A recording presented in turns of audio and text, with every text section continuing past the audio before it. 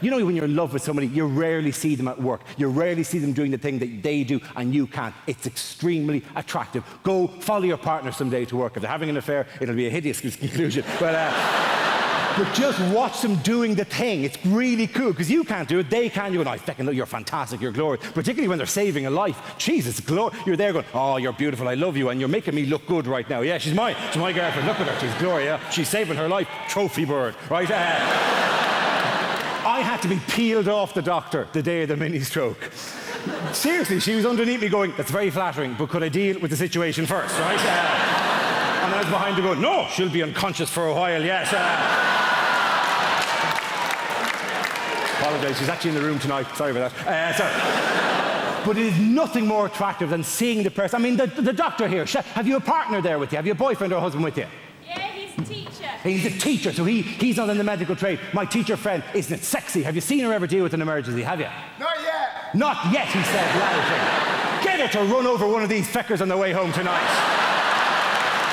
Dude, it's extremely attractive, but the one bad thing is you're very clannish people, the doctors. They have a tendency to hang around together in little groups, right? Okay. My teacher friend, do you have to go to loads of social events where it's just you and doctor? Does that happen to you, my friend, does it?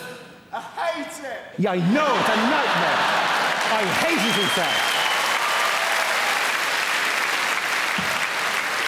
I am articulating your pain, my friend. He hates it, ladies and gentlemen, because there's times I've been at dinner parties and it's doctor, and I'm the only feckin' muggles in the room, right? And they don't know half as much as you give them credit for. My friend, if you're ever at another dinner party and it's all doctors, feck with their heads. It's remarkably easy to do. If you're ever out with a load of doctors and they're going, well, today I performed a fucking duodectomy.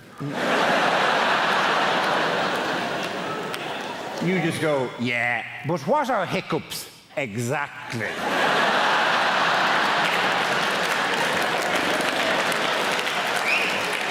There's many competing theories at the moment. And then you go, why, if you stay in bed longer, do you feel more tired? It's not my speciality, that particular field. Does time heal all wounds? Who the fuck invited you to this dinner party anyway? What are the oil of Olay 7 signs of aging?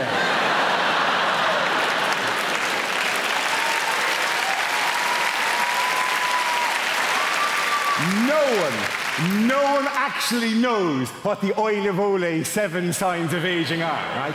Apparently they start with little lines around the eyes and finish with a woman sitting on a stairs with a bottle of gin going, I gave him the best years of my life! And it takes a feckin' hell of a cream to get rid of that, let me tell you. Doctor, one final question. Doctor at the back there, my surgeon friend, liver and pancreas, answer me this. What are hiccups exactly? Diaphragmatic irritation. A diaphragmatic irritation. Good woman yourself. Very good. Let the punters at home note, she said, diaphragmatic irritation, which is right. I also would have accepted any arrhythmic irritation of the phrenic nerve. Please. I'm not a doctor. I'm just riding one. Okay. I just think too many American women, because of Richard Curtis and Hugh Grant, I just think they presume every British man is walking around trying to get a date by going, oh, craggy, would you touch it if I put pins on it? It must be a hell of a shot when they turn up. Aye, I'll buy you and your mate a Bacardi Breezer, but one of yous better be up for a fuck. Hey?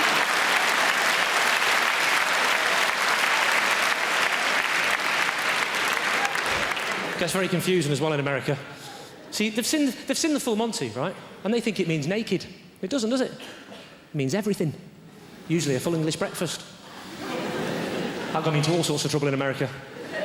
I was in the cafe. This waitress came over. She went, how would you like the breakfast served?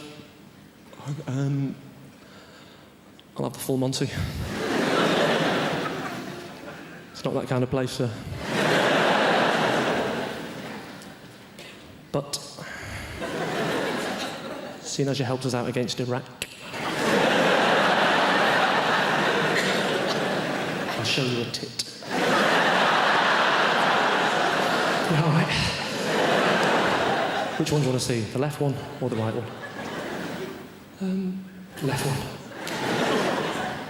Your left or my left?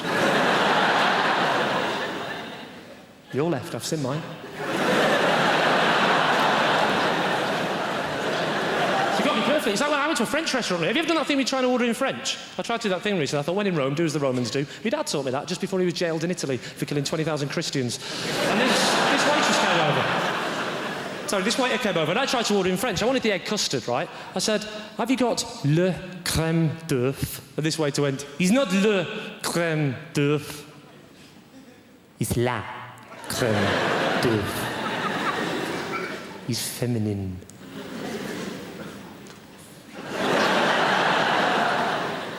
I said, it's not feminine, is it? It's an egg custard. What do I need to know the sex of an egg custard for? I want to eat it, not fuck it.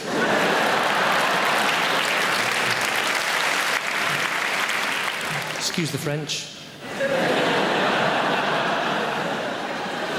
I shouldn't swear in my act. My nan used to say, if you don't swear in your act, Lee, don't even say God, say gosh. Only say God if you want to talk to him, otherwise you're distracted from helping the poor.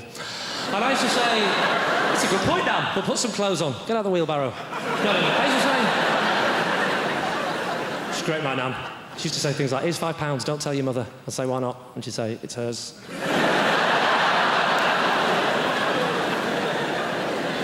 She had an amazing way with words. I remember once I rang her up, and my granddad had gone in this home, very sad. I said, how's he getting on in the home? She went, oh, he's like a fish out of water. I said, is he finding it hard to adjust? She said, no, he's dead. You know what? It's when it started? Dame Ellen MacArthur, when she went around the world. Wasn't that fantastic? She'd come around in her boat, and I found that. I was watching that, she's coming back in that, I saw that boat, I thought that boat has to be the first thing ever with B&Q written down the sides actually worked.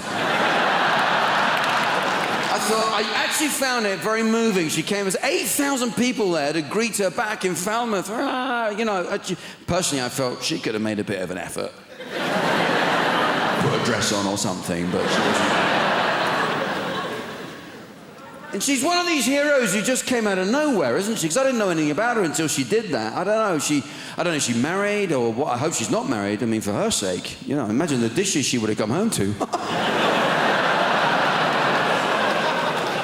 I'm home. Where you been? I've been around the world in my boat. You took your time. B&Q, the bosses of B&Q, they must have just sighed with relief when that thing reappeared over the horizon. They must have, oh my God, it actually floated. Jesus Christ. It is. You ever shop at a B&Q? Isn't it great? They're a great store, aren't they? Oh, I love that shop. You know, we're obsessed with DIY in this country. You know what? I read this recently. The most popular form of home improvement in the UK is, do you know what it is? I'd say it's the front porch. We love a front porch. Never really got it with a front porch. I know what I'm going to do. I'm going to put a front door in front of my front door. That way I can go out and still be inside. Yeah, she's worked very well. I've got a front door there and a front door there. It's a bit like being dead. I think I might do it out of the back, put a back door out the back of my back door. Then I could clad the house, put brick effect all over the brickwork, and then get it double glazed, have one window just behind the other.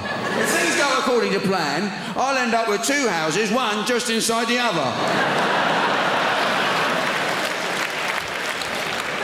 B&Q is a great shop though, isn't it? You go in there, they specialise, they have these 17.5-acre stores.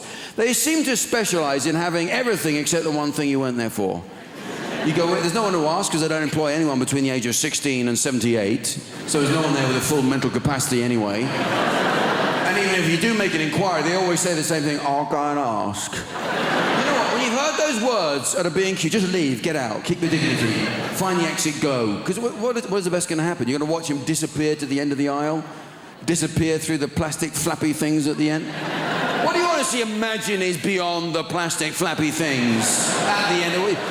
is there some Oracle computer banks full of information about DIY? No, the truth is, once he's gone through the plastic flappy things, he's outside. You're left in the aisle, just standing there like this. You know what he's doing? He's on the other side of the plastic flappy things, doing this. Waiting for an appropriate amount of time to pass before he'll come back and tell you, no, I'm sorry, we haven't got them. We used to have them. That's a great piece of information in a shop, isn't it? You used to have them. Oh, problem solved. All I have to do is travel back in time. Do you have a time machine? I'll go and ask. No, don't go and ask. Like, please, just buy this one. No, it's a display. It's not for sale. Well, you know, isn't that how a shop works? You sell what's on display. Otherwise, it's not really a shop, is it? It's a house. I've been doing camp old nonsense in show business for 20 years now, and I've worked with some fascinating people like Postman Pat. I'm sorry to tell you, but the man's a I'm sorry for language. But we did Panto a couple of years ago, and he was constantly upstaging me and pulling focus. In the end, I said, you're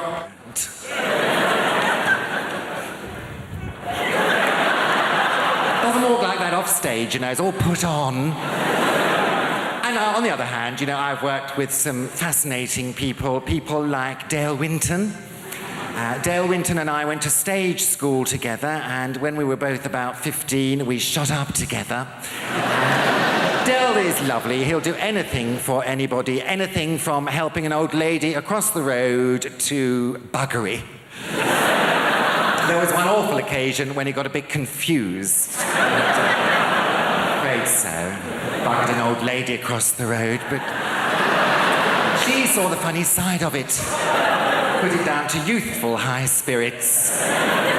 But if I had to think of a highlight of my career, well, there are two, really. I did 2 Royal Variety performances, and you get to meet the royals afterwards, which is the whole point, really. Have you met them, Abby? Not encountered any royalty, it's just a question of time. The second Royal Variety was in front of Her Majesty the Queen, and I was standing there with Frankie Dettori on one side, and she got to me, and just before she got to me, suddenly became aware of a little kind of smidgen of wind that was trapped within, as can happen, and I thought, well, I can't really drop one in front of the Queen. That's probably treason.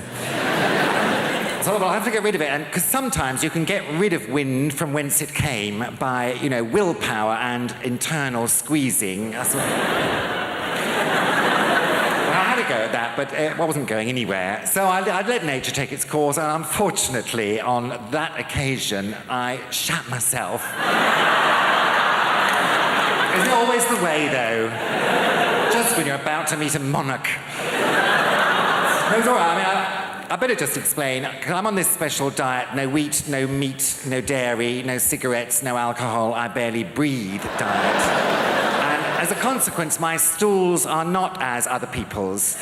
They're very, very compact, kind of capsule-type affairs, hardly any bigger than a Nurofen Plus. And fragrant, I might add, generally lavender-scented, sometimes with a hint of juniper. People use them as drawer fresheners. They will be on sale in the foyer as you leave. Make an ideal Christmas gift. And she said to me, oh, very, very good. Were you very nervous? I said, oh, just a tad. And so I thought I'd better get rid of it, and I shook my leg like that, and it shot across the stage. Who should be over there but Dame Shirley Bassey? Well, she's a wise old bird, and she saw it coming, and she deflected it like that. It shot through the air. Who should be over there with her mouth open, as usual, but Claire Sweeney? And I'm afraid... Poor old Claire. She's been talking shit ever since. Oh, that has done me the world of good. Thank you for that. Because I was waiting back there behind the big billboard, absolutely terrified. I'm not a natural performer. I'm not, although I have been doing this talk around the country for about 2 months now. I won't lie to you, it's not been going very well. I think the worst one was Folkestone. I have never seen an audience turn so quickly. Rushing at the stage, anger in their faces. Refund! Refund! It was horrific. I'll try and paint a picture for you. Youngsters will know what I'm talking about. Are there any youngsters in the... You can relax, sir. Well, oh, there's a youngster. What is your name, sir? Riyadh. What's that? Riyadh. Riyadh. What? Riyadh with a Z. Riyadh with a Z. All right, it's not Sesame Street.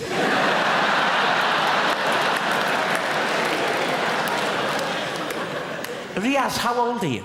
18. 18? Shouldn't you be wearing a hooded top? Get out of my shopping centre! Riyadh. Don't laugh at Riyadh, please. You'll know what I mean, Riyadh, when I talk about stage diving. Are you familiar? You won't know what I'm talking about, sir, but this is when a rock star, like a Kurt Cobain or a Duncan from Blue, they run and they leap, and you're right to be afraid, you're right to be afraid. They leap onto the audience, Riaz. It's terrifying. The audience grab hold of them and manhandle them. Turning them around like that, all over the place. Terrifying. Now, what happened at Folkestone was almost a complete reversal of that. with people just rushing at the stage. It was appalling. But I don't think we're going to have a repeat of that tonight. I don't. Because I'm already getting a lot of warmth from you. I am. To quote the great Darius Danesh, there's a lot of love in the room. There is. And a wide range. We've got Riaz with a Z. No one can take that away from you, Riaz. I wouldn't try to. You'd whip out your hooded top and you'd happy slap me into submission.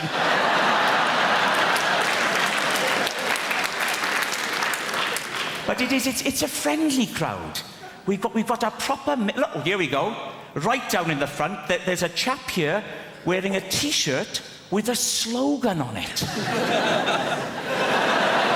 Unbelievable. A grown man. What is your name, sir? Chris. Chris, with a Z? Riaz, you're one up, you're ahead. I'll bet there aren't many other people in the whole building who have a Z in their name, in all honesty. Unless Zebedee's joined us tonight, which I think is unlikely. So you're a Chris. Yes. Chris. And what's the idea with the T-shirt, Chris? Is it Rag Week? So, of course, I think, well, I've got to lead by example now. I've got to be a role model. So I said to him, well, look, how about if I sit in the dentist chair first, and then you'll see there's nothing to worry about, all right? He agrees to this. And I said, then you'll do it, won't you? Yeah, okay. So I, wink, wink at the dentist. This is not a fucking appointment, pal. Dentist is looking at my teeth. He's, puts the bib on me, the sunglasses. Yeah, sunglasses at the dentist? At your dentist? What is that? That's a great little trick, that one is. What are they? You meant to think you're at the beach or something? Well, you're sunbathing. Oh, relax. Look, the sun is out. There are 4 of them, but they're out. Oh, you clever man. I forgot I had a Black & Decker in my mouth for a minute there. It was incredible what you did. You tricked me with the sunglasses. Anyway, he's looking at my teeth. And then he goes, oh, actually, there is something I can do for you here, Mr. D. And without any warning, gets the drill. Straight in. They always do a couple like that just before they do it. They know it bloody works. They're trying to shit you up. That's what's going on. Start drilling, goes straight into root canal up here. I'm feeling the kind of pain that I didn't know could exist. I'm just trying to diffuse the pain through the arms of the chair. I'm just going, blood coming off the ceiling. My son runs out into reception. It's a total disaster. I didn't get a bravery sticker. The whole thing has gone wrong. Well, you don't like... Who likes to go to den? You wouldn't. It's, you know, from the moment you get there, they put that little vacuum cleaner in your mouth and... Oh, God, they stick that thing in your mouth. It sucks all the saliva out. It always reminds me of my first girlfriend. You know, And I'm always anxious they're going to flick it on the blow by mistake. I'm going to end up with a mouthful of the previous guy's phlegm. I'll be there like some human volcano in my Foster Grants full of slums. Bits of tooth I'm spitting out all day. It's not mine! I never wore a brace! It is an odd thing, though, at the dentist, how you look forward to the pink drink. Once you're there, having this stuff done, you begin to think, see that pink drink? That's mine. At the end of all this, I get the pink drink. It's going to be worthwhile. That little plastic cup with the pink drink in, it's mine. You look forward to the pink drink. He's doing what he wants. He's tinkering around with his little craft set inside your mouth. Doing what he wants, injecting oh, the injection, how unnatural is that? An injection in the mouth. Oh, it'll just feel like a little scratch. That's what he says. It'll just feel like a little scratch. And then after about 10 minutes, it'll feel like you've had a stroke.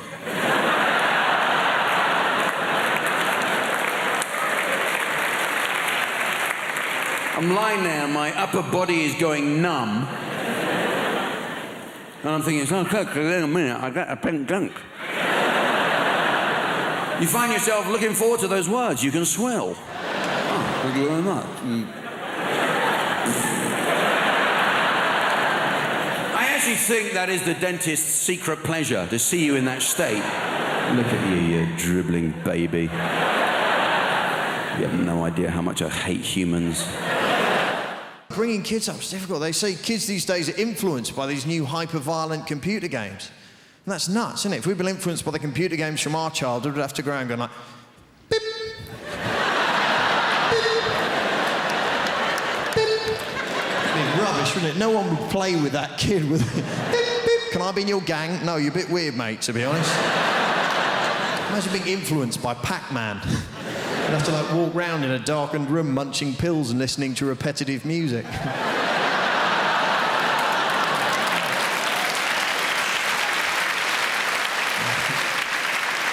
The younger people laughing and clapping, the older ones going, who is this Pac-Man you speak of? It's not one of the rough boys from the estate, is he?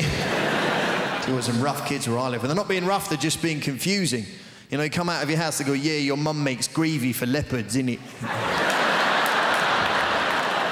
Yes, I believe she does. She does a lot of charity work. These are scary kids. Even the dirty old men are scared of these kids. See him turn up in their car, put the window down, like, hello, little boy, do you want a sweet? The kid's like, what sort of sweets have you got? Said it best be good if you come under here and trouble me with your sweetie talk, right? You don't want any mojo or drumstick rubbish, you get me? You must have a serious sweetie offer for me, boy. Blokes panic. I was like, well, I've got bonbons. I wasn't sure what to bring, to be honest. Dib-dab there, and wham-bar. Wham-bar, your sweets are rubbish, man. Shut up. No. Wham-bars used to be big like that. Now they're small, innit? So you're going to have to do better than a wham-bar if you want to see my dick, right? Hey, man, look at your car driving a Saab. You got no pride. Get out, you wham-bar, bitch. Next pervert, please. How many sweets have you got, Sweaty? What do you mean, Neverland? Yeah. But we live in exciting times anyway, you know. It's very exciting being in London, you know. The Olympics. Fantastic. We didn't really want the Olympics till we heard France might get it. The British people are, no, all that running and jumping. It's not really for us, is it? When is it? No, I'm busy that week. What? France are going to get it? Bollocks, we'll have it. Only in London will we have to have a poster campaign saying back the bid. No, fuck off, it'll be rubbish. Don't you think that's a bizarre response to that question? Like, would you like the oldest, most historically significant athletic competition the world has ever known, attracting athletes from every known nation on the face of the planet to come here and perform at the peak of their abilities in the very city where you live? Most British people go, where will we park? You know, because it's all residents round here. There's others going, no, man, the tubes will be packed, you get me? People getting on the underground with, like, javelins and shit. Coming in the escalator with a shot put, health and safety, boy. And there's a whole other section of British society going, you what? The Olympics? Let a load of foreigners in? Huh? Ones that can run and jump and swim, you let them in, you'll never fucking catch them. Huh? Place will be overrun with Lycra refugees. You're having a laugh, ain't you, mate? They'll peel them little numbers off their jackets. You watch them, they're sneaky. I read about it in the Mail. As much as you want to save animals, I'm pretty sure you're not going to do it by buying cosmetics. Pretty sure you can't walk into the body shop and buy some burdock root peppermint oil foot scrub, and some little badger somewhere in Scotland is going to go, wow, I feel a whole lot better about my life right now. Somebody's buying that burdock root peppermint oil foot scrub. I don't see the point in testing cosmetics on rabbits anyway, because they're already cute. Slather some lip gloss and eyeliner all over. Now they're all gussied up like some $3 whore. There's no dignity in that for a rabbit whatsoever. You want to test out cosmetics? Test them out on big game, because they stink. Get up under a hippopotamus there and get some roll-on deodorant under his armpit. See how fresh and self-assured he stays all day, huh? Little lip gloss on a beaver. Real beaver. Stay with me, fella. Real beaver. Right? Dam building, log-eating beaver. If he's charged through 60 logs and he's still wearing that lip gloss, that's some damn good lip gloss right there, ladies and gentlemen. You know this whole thing about, you ever meet someone famous and you tell your friends, and then they say, well, what was he like? Because all they really want to hear is that he was a prick. That's why they like to say Tom Cruise is the nicest guy in Hollywood. You know, I always think, well, if I was making $8 million a film, I'd be nice too. Jesus Christ, but I'm not sure he is that nice. Because I always read these articles about how he's so insular and he's into his Scientology and he, you know, stays at a hotel, won't make eye contact with anyone in the hotel because he doesn't want to talk about the plots to his new films. Apparently, as if staring Tom Cruise in the face, he would just crack under pressure. What are you staring at? Hey, you want to hear about my new film? You ever seen a Tom Cruise film like he couldn't figure out the plot in about 18 seconds? Oh, Christ. He's a cocktail maker. He's a pretty good cocktail maker, too. Till he has a crisis of confidence and can't make cocktails anymore. Then he meets a good-looking woman who talks him into being a better cocktail maker. A riveting piece of cinema that was. Then he's a race car driver. Pretty good race car driver, too. Till he has a crisis of confidence. Can't race cars anymore. Then he meets a good-looking woman who talks him into being a better race car driver. Then he's a jet pilot. So you're starting to see a pattern emerge here. Pretty good jet pilot? Yes, he was. Until he had a crisis of confidence, couldn't fly jets anymore. Then I believe he met a good-looking woman who talked him into being a better jet pilot. Then he was a sports agent. Then he was the brother of a retarded guy. He was a pretty good brother of a retarded guy until he had a crisis of confidence and wasn't so sure he was such a good brother of a retarded guy. And then he met a good-looking woman who talked him into being a better brother of a retarded guy. Then he was some kind of, I don't know what he's in now, War of the Worlds. Maybe he fights the world. You know what? I bet he's a pretty good world fighter. But at some point he'll probably have a crisis of confidence. You're gonna meet a good-looking woman who convinces him it's okay to fight the world. Could be a Scrabble player for all I care. He's a pretty good Scrabble player. Till he draws all vowels. Has a crisis of consonants. And he meets a lovely Welsh woman who teaches him a lot of words he's never heard before. We're here to talk about relationships. Let's crack straight on with the first slide. Don't laugh at that. That's not meant to be funny, please. Let's not have another Folkestone on our hands, please. Making divorce work. Now, given that it is a rocky ride, an emotional roller coaster, I start off with a joke, ladies and gentlemen, just to loosen us up. Here it is. If you're going to get divorced, you have to be like the man in the toll booth. Why is that, Keith? Well, you have to be willing to accept, this is the joke, change. It's a zinger, it's a zinger. When you divorce, there is sweeping change. Changes right across your life, in every area. One of the first things to change is the locks. You please don't laugh at that, please. You may come home one day and find that your key no longer fits your wife's lock. Another man's key is fitting your wife's lock. And stop that, stop it. Stop, I'm stamping on that. Riaz, with a Z, please. Stop it. It's not that sort of a show. Well, I mean, it's not a show, is it? It's a talk. But it's not smutty. So you may come home and find that your key no longer fits the lock. Good. Yes, it can. And it can be very difficult to tell why a relationship is going to go wrong. Why is that? Well, I think it's because at the beginning of any relationship, when two people get together, there's always a sense of what? Hammersmith, at the beginning of a relationship, a sense of... Pardon? Worry. No. Anyone else? At the beginning of a relationship, a sense of... Foreboding. Foreboding is the wrong answer. Lust. No. Uncertainty. There's always a sense of uncertainty. A feeling of will they, won't they? And there's no way of... Please, Hammersmith, take it seriously. We're talking about emotions. A sense of will they, won't they? And there's no... Hammersmith, I will walk off the stage, please. There's no way of predicting when a couple get together whether or not the relationship will work.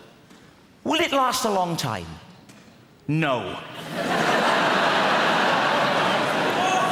Not a chance in hell.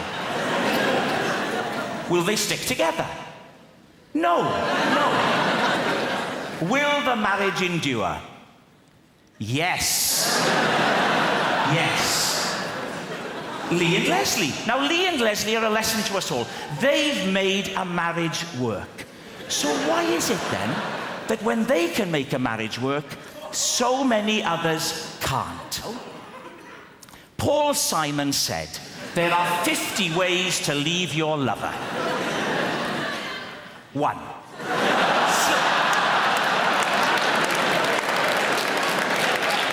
Hammersmith, time out. Please, start to take it seriously. 1. Slip out the back, Jack.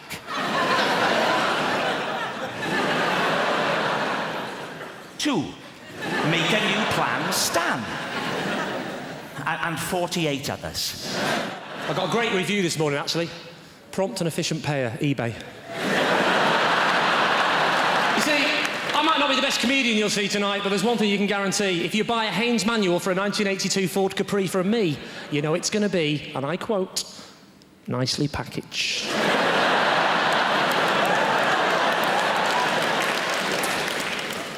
So I'll tell you a bit about myself. My name's Lee Mack. It's nice having a name like Lee, because it's a short name, so you don't get any nicknames in the playground, which was always good. Apart from Lee, stinks a wee, never bothered me. If I'm going to be honest, my middle name's Gordon, so I used to get, Gordon is a moron. So I'd get Lee, stinks of wee, and he is a moron. Mack. Yeah. Not laughing now, though, are they? Over 60 quid, these shoes. And, if I'm going to be honest, my surname's not actually Mack, it's McKillop. So I used to get, Lee McKillop, silly little pillock, he's a little moron, stinks of wee-wee, 36 years old, get out of our playground, you dirty old pervert. See, names are very important. Names are very important. That's why Johnny Wilkinson's so good at rugby. It's just his name, isn't it? Johnny Wilkinson. That's a proper macho rugby name, isn't it? Johnny Wilkinson. Johnny Wilkinson. Named after the two most macho products you can get on the British market. The rubber condom and the triple-headed razor. The Australian fly half's called Elton Flatley. That's not quite as hard, is it? Named after the two campest men in showbiz.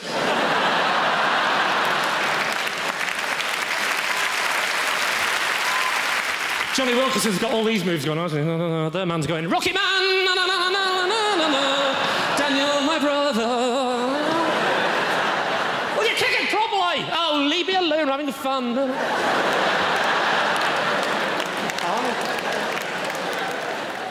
That's my vague attempts at river dance, in case you're wondering what that is, Bob. It's very easy to do river dance. You just got to stand there going, can you smell dog shit? Can you smell dog? Who stood in dog shit? Is it me? Oh, it's fucking me, I don't believe it. Oh, it's absolutely disgusting, I hate that. Jesus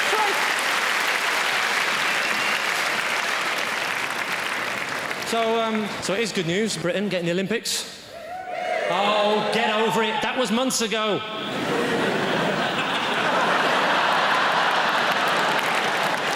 It's not really live.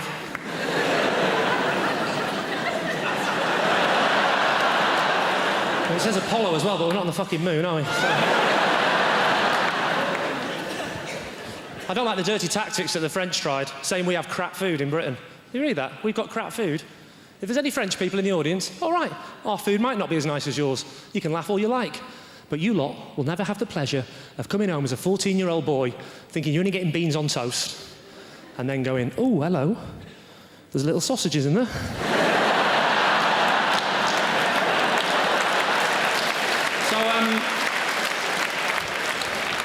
I'm actually from the north of England, so I don't really care about the Olympics or athletics. The only sports I care about is football, shove-halfpenny, domestic violence. I like watching the gymnastics, though. I love watching the gymnastics, because I love that bit they do at the beginning to get everyone's attention when they go. That's just to make sure everyone's watching, isn't it? And just in case there's any doubt, they throw one of these in. Look at me. I love it. It's just occasionally they mess that up. Here's the favourite from Bulgaria. If she gets a perfect 10, she'll win gold. Let's see if she can do it. Oh, Jesus. 3 years concentrating on my triple axel. I forgot about the tippy toes. And the thing I never bargained for with the kids is that they get sent home with homework from what, the age of 3 now, is it? Yeah, don't they? What a total waste of time. What these teachers don't understand about children of that age group is that you can divide them into 2 categories. There's the first kind of child who will look at a piece of paper with a sum on it and think, 3 and 3 equals 6. Then there's the other kind of child who eats the paper. Where's your homework? Oh, okay. In fact, the only thing kids use homework for is just a ploy to stay up later when it's bedtime. They deliberately don't tell you, don't they? They keep it back. They don't tell you they've got homework. They hold it back. They're playing their cards close to their chest. They're waiting for that moment. Come on, you've seen your program, turn the television off, up to bed. I still have homework to do. I think that trumps you, sir.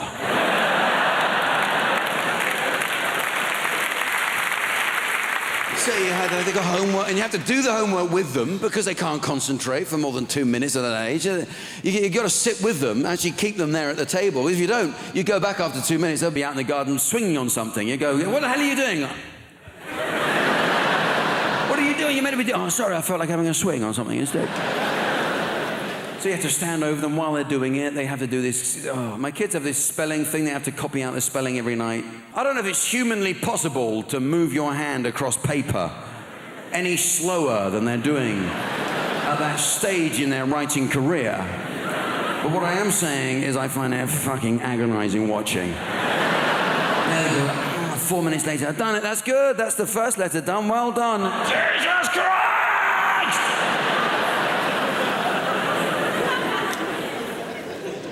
I got to the point with the homework that I couldn't watch it being done anymore. I had had enough of this, you know? And I was tucking them all in. I'd done it with 3 others, the other 3 kids, and then there's the last one. You go, I haven't done my homework. And I couldn't face it anymore. I snapped, you know. I said, well, you know what? Leave it. Leave it. I imagine if you do leave it, that something will have happened by the morning.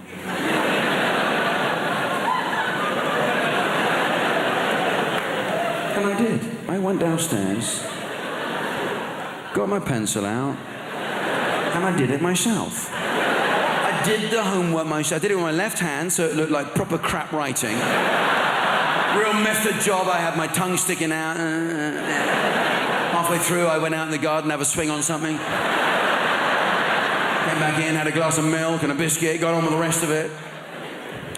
And I did it myself, whizzed it off. Don't do it yourself, please. This is my story. Don't do it yourself, because if you do, you get hooked.